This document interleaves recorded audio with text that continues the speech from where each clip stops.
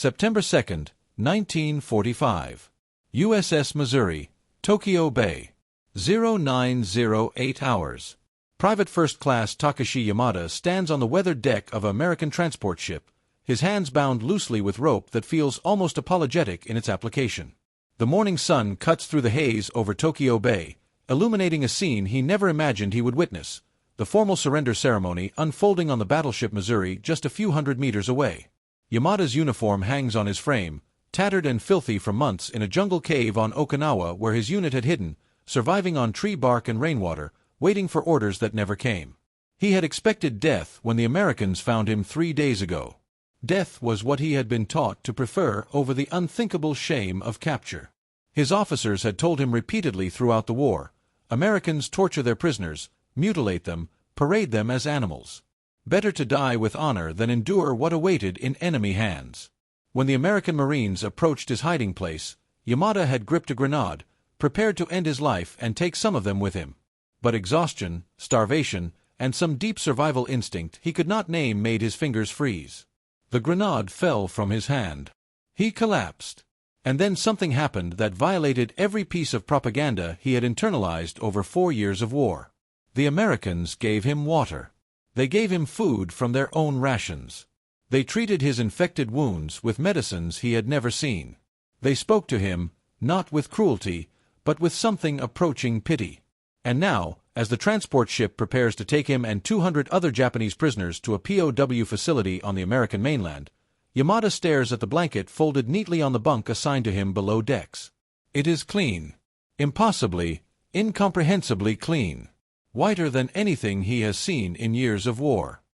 He reaches out to touch it, half convinced it will disappear, that this must be some elaborate psychological torture. But the blanket is real. The mattress beneath it is real. The promise of food, medical care, and shelter is apparently real. And in this moment, everything Takashi Yamada believed about his enemy, about the war, about honor and shame and the nature of the conflict that consumed his youth, begins to crumble like ash in his hands. What do you think was going through Yamada's mind as he touched that clean blanket? Could you reconcile years of propaganda with the sudden reality of humane treatment? Consider what you know about the Pacific War, about the brutality both sides experienced, and ask yourself, what does it mean when your enemy treats you better than your own military ever did? The story of how Japanese prisoners of war discovered the reality of American captivity begins not in the moment of their capture, but in the profound cultural and ideological gulf that separated the Japanese and American approaches to warfare, to prisoners, and to human dignity itself. The treatment of prisoners during World War II represented one of the starkest moral contrasts between the combatants. Japanese military doctrine, rooted in the ancient samurai code of Bushido as reinterpreted by militarists in the 1930s, held that surrender was the ultimate disgrace, a betrayal of emperor and nation that stripped a soldier of his humanity and honor. The instructions for the battlefield issued to Japanese soldiers stated explicitly, "Do not suffer the shame of being taken alive as a prisoner." This was not merely encouragement. It was a command backed by the threat of eternal dishonor to the soldier and his family. Japanese soldiers who witnessed comrades surrender were expected to report them as cowards. Families of prisoners faced social ostracism. The cultural weight of this ideology cannot be overstated. It shaped every aspect of how Japanese forces fought, why they refused to surrender even in hopeless situations, and how they treated enemy prisoners who had committed what they viewed as the unforgivable sin of choosing life over death. The Japanese military's treatment of Allied prisoners reflected this ideology with horrific consequences. The Bataan Death March, the Burma Railway, the countless work camps where prisoners died of starvation, disease, and brutality. These were not aberrations but logical extensions of a worldview that saw surrender as subhuman behavior deserving no protection or mercy. Approximately 27% of Western prisoners in Japanese captivity died, compared to 4% of Allied prisoners in German captivity. Japanese guards routinely beat, starved, and executed prisoners for minor infractions or for no reason at all. The Geneva Convention protections for POWs, which Japan had signed but never ratified, were ignored completely. From the Japanese military perspective, men who had surrendered had forfeited their right to humane treatment by their cowardice. This created a terrible irony.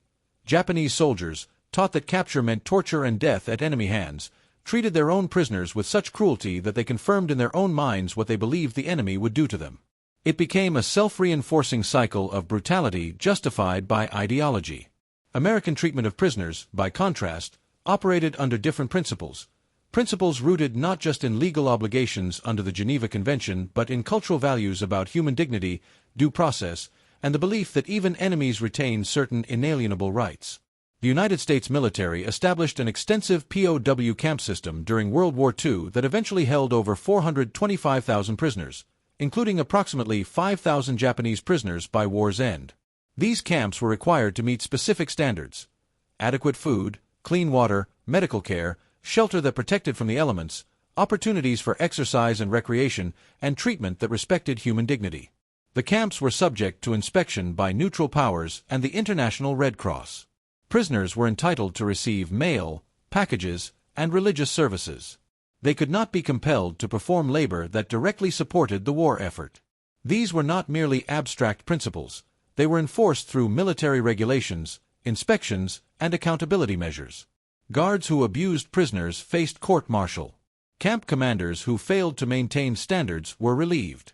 The system was not perfect, incidents of abuse occurred, and conditions varied, but the overall framework treated prisoners as human beings who retained fundamental rights despite their enemy status. What do you think motivated these radically different approaches to prisoner treatment? Was it merely cultural difference, or did it reflect deeper ideological conflicts about human nature, about whether rights are granted by governments or inherent in humanity itself? When the first Japanese prisoners began arriving at American POW facilities in 1942 and 1943, they came expecting the treatment their own military had promised them. They expected torture, starvation, humiliation, and death. Many attempted suicide during transport or immediately upon arrival, so convinced were they that death was preferable to what awaited. Camp administrators and guards, briefed on Japanese cultural attitudes toward surrender, implemented special suicide watch protocols. Cells were cleared of anything that could be used for self-harm. Prisoners were monitored constantly during their first weeks in captivity. Medical personnel treated the physical wounds of combat and capture, but they also confronted the psychological trauma of men who believed they had committed the ultimate dishonor and who could not comprehend why their captors were treating them with basic human decency. Sergeant Kazuo Sakamaki, a Japanese submarine officer captured after the attack on Pearl Harbor, became the first Japanese POW of the Pacific War. His account of his initial captivity, recorded years later, describes the profound disorientation of discovering that American treatment contradicted everything he expected. When I was pulled from the water and taken prisoner, I begged them to kill me. I had failed in my mission, and I could not face the shame of captivity. But they did not kill me. They gave me dry clothes, medical treatment for my injuries, food and water. They asked me questions about the submarine, but when I refused to answer beyond my name and rank, they did not torture me as I had been taught they would. Instead, they took me to a cell that had a bed with clean sheets, a toilet, running water. I could not understand it. This was supposed to be the beginning of unimaginable suffering, but instead I was being treated better than I had been treated by my own Navy. For days I refused to eat, convinced the food must be poisoned or that I was being fattened for some elaborate torture. But the torture never came. Slowly, very slowly, I began to realize that everything I had been told about the Americans was a lie. The POW camps established for Japanese prisoners on the American mainland represented a logistical and humanitarian undertaking that reflected American industrial capacity and organizational capability. Camp facilities were constructed specifically for prisoner housing, meeting military specifications for adequate space, ventilation, heating, and sanitation. The camps at locations like Camp McCoy in Wisconsin, Camp Clarinda in Iowa, and Fort Sam Houston in Texas processed thousands of prisoners, providing each with medical screening, delousing, clean uniforms, and assignment to barracks that, while Spartan, offered protection from the elements and basic comfort. The blankets that so astonished Japanese prisoners were standard military issue, clean, warm, and provided in sufficient quantity that each prisoner received his own bedding. In Japanese military service, especially in the final desperate years of the war, such items were luxuries even for frontline troops. Many Japanese soldiers had not slept in clean beds or used fresh blankets in years. For prisoners arriving from the privations of island garrisons where they had been cut off from supply, where they had been starving and diseased, where they had been sleeping in mud or caves, the simple fact of a clean bed represented abundance beyond comprehension. The food provided to Japanese prisoners became another symbol of the gap between expectation and reality. American military regulations required that POW rations be equivalent in quantity and quality to those provided to American military personnel in base camps. Japanese prisoners received 3 meals per day totaling approximately 4,000 calories, far more than the average American civilian consumed during wartime rationing, and vastly more than Japanese soldiers had been receiving even before capture. The meals included meat, fresh vegetables, bread, fruit, dairy products, and desserts. For men who had been subsisting on handfuls of rice, tree bark, and whatever they could forage, this abundance was psychologically destabilizing. Many prisoners initially refused to eat, convinced the food was drugged or poisoned. Others ate cautiously, unable to believe such plenty was real or sustainable. Camp administrators, aware of the psychological barriers, worked with prisoners gradually, offering small portions initially, allowing them to observe American guards eating the same food, slowly building trust that the meals were what they appeared to be, genuine sustenance provided without strings attached. Private Hiroshi Funisaka, captured on Guadalcanal in 1943, described his first meal in American captivity in an interview conducted decades after the war. "They gave me a tray with more food than I had seen in months. There was meat, actual meat, not spoiled or rotten, but fresh and cooked. There was bread, soft and white. There were vegetables I could not name, and something sweet that I later learned was called pudding. I stared at this food for a long time, trying to understand what trick was being played on me. A guard noticed I was not eating and approached. I flinched, expecting violence for my hesitation. Instead, he picked up a fork, took a bite from my tray, and smiled. He was showing me the food was safe. This small gesture, an enemy soldier eating my food to prove it was not poisoned, broke something inside me. I began to cry, and I could not stop. All the propaganda, all the certainty about American cruelty, all the reasons I had believed death was better than capture, it all dissolved in the face of simple human kindness. What do you think it does to a person's worldview when the enemy demonstrates more humanity than your own side prepared you to expect? When the values you were taught to fight for are contradicted by the reality of how the fight is conducted? The American POW camp system for Japanese prisoners included not just physical necessities but provisions for psychological and spiritual needs as well. Prisoners were allowed to practice their religion, with camp administrators facilitating Shinto and Buddhist observances. They were provided with reading materials, including Japanese language books and newspapers that, while censored for security information, provided mental stimulation. Recreation facilities were established, including areas for sports and exercise. Musical instruments were provided for those who wished to form bands or orchestras. Educational classes were organized, teaching English and vocational skills that might be useful after the war. These provisions reflected an American belief that even prisoners retained human dignity, that long-term captivity required more than mere survival, that rehabilitation rather than punishment should be the goal of POW administration. The psychological transformation that many Japanese prisoners experienced in American captivity challenged the ideological foundations of their military culture. The cognitive dissonance between what they expected and what they experienced could not be easily resolved. Some prisoners clung to the old ideology, interpreting American kindness as weakness or as a sophisticated form of psychological manipulation. They maintained their hostility, refused to cooperate beyond the minimal requirements, and plotted escape or resistance. But many others, confronted daily with evidence that contradicted their indoctrination, began to question what they had been taught. If Americans were not the cruel barbarians described in propaganda, what else had been lies? If surrender had not led to torture and death, but to treatment that surpassed what their own military provided, what did that say about the relative values of the two systems? These questions did not arise immediately. The psychological barriers were too strong. But over months of captivity, as the reality of decent treatment became undeniable, many prisoners experienced a profound ideological transformation. The clean blanket, that simple piece of military supply, became for many Japanese POWs a symbol more powerful than any propaganda could manufacture. It represented the gap between the world they had been told existed and the world they actually inhabited. Every time a prisoner pulled that blanket over himself at night, every time he felt its warmth and cleanliness, he confronted evidence that his understanding of the war had been fundamentally mistaken. The blanket was not merely a comfort item, it was a philosophical argument made in fabric, a daily reminder that the enemy possessed resources, organization, and yes, values that his own command structure either could not or would not provide to its own soldiers. German prisoners in American camps would later recount similar experiences, But for Japanese prisoners, the contrast was even more stark because the ideological gulf was wider and the expectation of mistreatment more ingrained. The medical care provided to Japanese prisoners represented another dimension of American abundance that challenged expectations. Prisoners arrived in camps suffering from malnutrition, tropical diseases, untreated wounds, and the accumulated trauma of combat and deprivation. American military doctors and medics treated these conditions without regard to the patient's enemy status, applying the same standards of care they would provide to American casualties. Malaria, dysentery, and other tropical diseases were treated with medicines many prisoners had never seen. Infected wounds were cleaned, debrided, and bandaged with supplies that would have been considered luxuries in Japanese field hospitals. Dental care was provided, addressing problems that had gone untreated for years. Prisoners who required surgery received it, with anesthesia, sterile conditions, and post-operative care.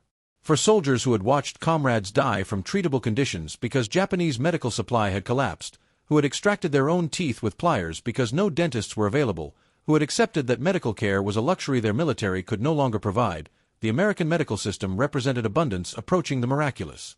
Corporal Yoshio Nakamura, captured on Iwo Jima with severe shrapnel wounds, recounted his medical treatment in American captivity. "I was dying when they captured me. My wounds were infected, I had lost much blood, and I welcomed death as the honorable end I had been taught to seek. But the Americans took me to a surgical facility, a clean, well-lit room with equipment I had never seen. They gave me something that made me sleep, and when I woke, my wounds had been treated, my pain was manageable, and I was receiving blood transfusions and antibiotics. For weeks they cared for me, changed my bandages, monitored my recovery, treated me as they would one of their own. I learned later that the surgeon who operated on me had lost a brother at Pearl Harbor. Yet he treated me, the enemy who might have killed his brother, with skill and compassion. This was incomprehensible to me.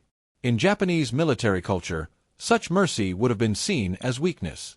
But I was alive because of it, and that forced me to reconsider everything I had believed about strength, honor, and what it meant to be human."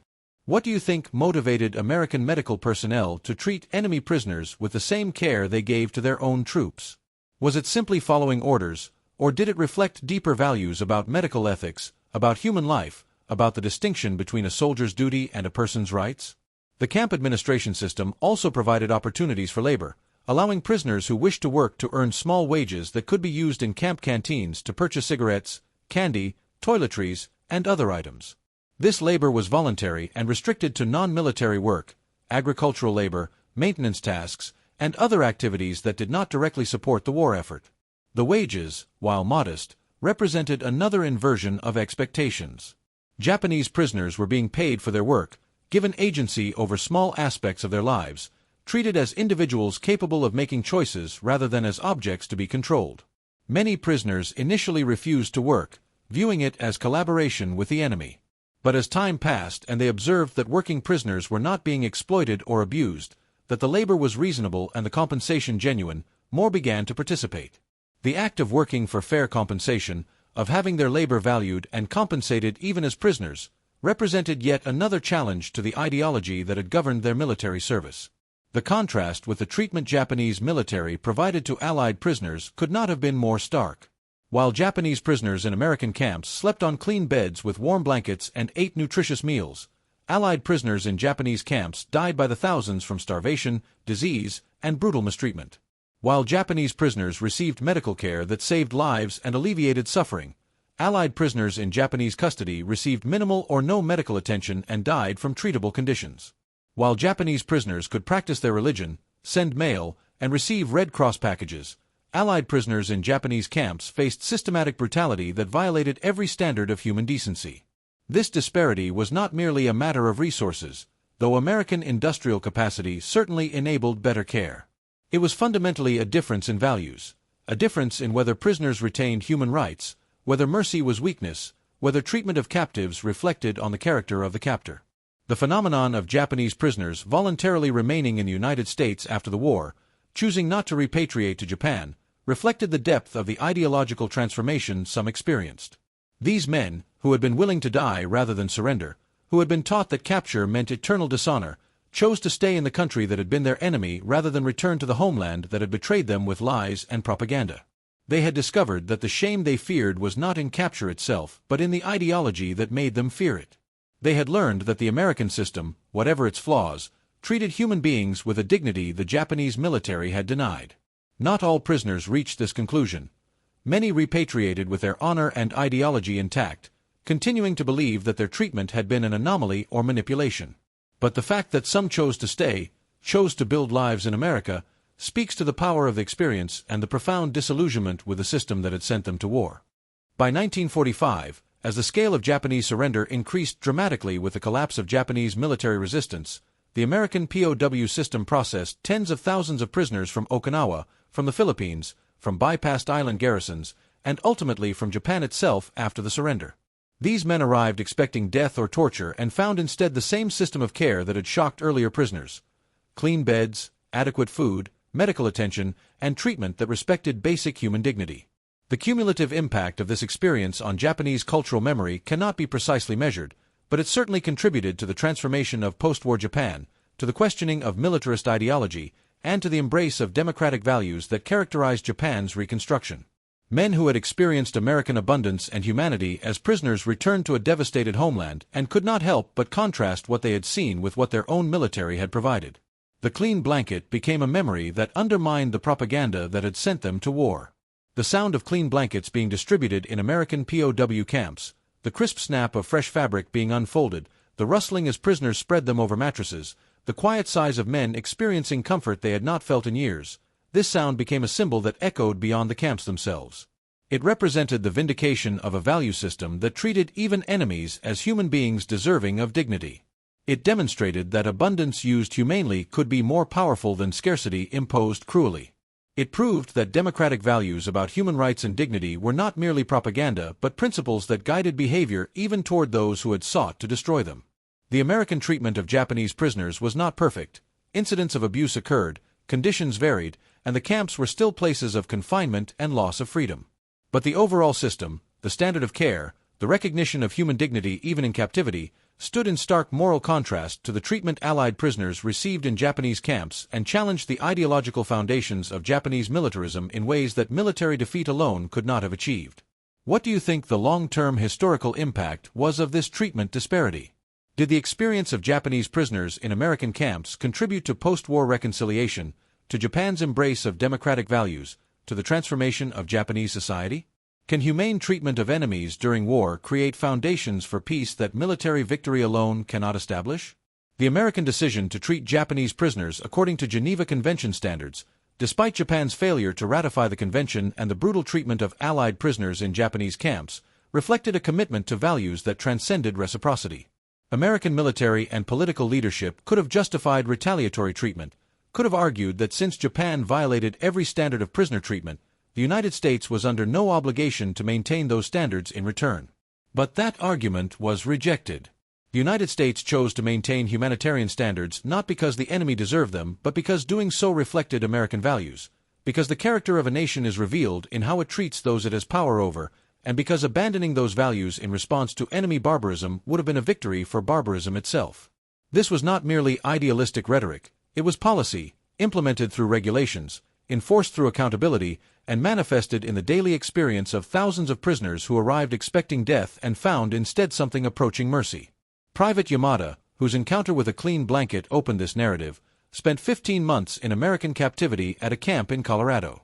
During that time, he received medical treatment that resolved chronic health problems he had suffered throughout his military service. He learned basic English. He worked on a local farm, earning wages that allowed him to purchase small luxuries. He wrote letters to his family, letters that were delivered through neutral channels and that assured them he was alive and well treated. He attended educational classes where American camp administrators, remarkably, taught Japanese prisoners about democratic governance, about individual rights, about the principles that underlay the American system. This was not indoctrination imposed through force. Prisoners could attend or not as they chose, but the mere fact that Americans thought it worthwhile to educate enemy prisoners about democracy revealed a confidence in their values that could not be faked. When the war ended and Yamada returned to Japan, he carried with him a clean American blanket, given to him by camp authorities as he departed. That blanket, which he kept for the rest of his life, represented to him the moment his understanding of the world changed, the physical reminder that his enemies had treated him with more humanity than his own commanders ever had. The decades after the war saw a remarkable reconciliation between the United States and Japan, a transformation of a bitter enemy into a close ally that remains one of the most successful examples of post-conflict reconstruction in modern history. This transformation had many causes: the American occupations reforms, Japan's cultural adaptability, Cold War strategic considerations, and the efforts of leaders on both sides committed to building a peaceful relationship. But among those causes, rarely discussed but profoundly important, was the experience of ordinary Japanese soldiers who survived the war and who carried with them memories of how they were treated as prisoners. These men returned to Japan as witnesses to a different set of values, as living proof that the propaganda had been lies, as examples of what it meant to be treated with dignity by a powerful enemy. Their testimony, shared in families and communities, contributed to the discrediting of militarist ideology and the opening of Japanese society to democratic reforms. The clean blanket, the adequate food, the medical care, the respect for human dignity, these seemingly small humanitarian gestures had strategic consequences that extended far beyond the war itself. In the final accounting of World War II, the treatment of prisoners represents one of the clearest moral distinctions between the combatants. The numbers tell part of the story: 27% mortality among Allied prisoners in Japanese camps versus 1% mortality among Japanese prisoners in American camps. But beyond the numbers lies a deeper truth about values, about whether human rights are contingent or inherent, about whether power obligates mercy or justifies cruelty, about the kind of world different ideologies create. The Japanese military, operating from an ideology that saw surrender as dishonor and prisoners as subhuman, created a system of camps that were death factories. The American military, operating from values that recognized even enemies as human beings with rights, created a system of camps that, while certainly places of confinement and hardship, maintained standards of dignity and care that challenged prisoners' expectations and ideologies. This was not merely a difference in means, it was a difference in fundamental values about what human beings owe to one another, even in the extremity of total war. The clean blanket that Takashi Yamada touched with disbelieving hands in September 1945 represented more than comfort and more than abundance. It represented the physical manifestation of an idea, that human dignity is not contingent on nationality, that rights exist independent of power, that even in the ultimate conflict of total war there remain moral boundaries that should not be crossed. The American treatment of Japanese prisoners was not motivated by naive idealism or sentimental kindness.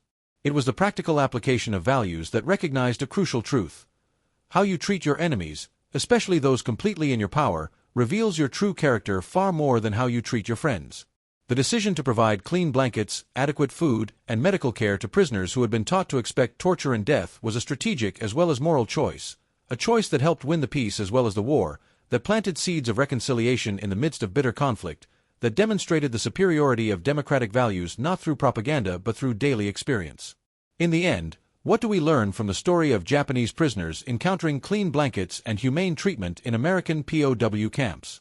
Perhaps we learn that ideology matters, that how nations treat those in their power reveals their true nature, that abundance used with mercy is more powerful than scarcity imposed with cruelty.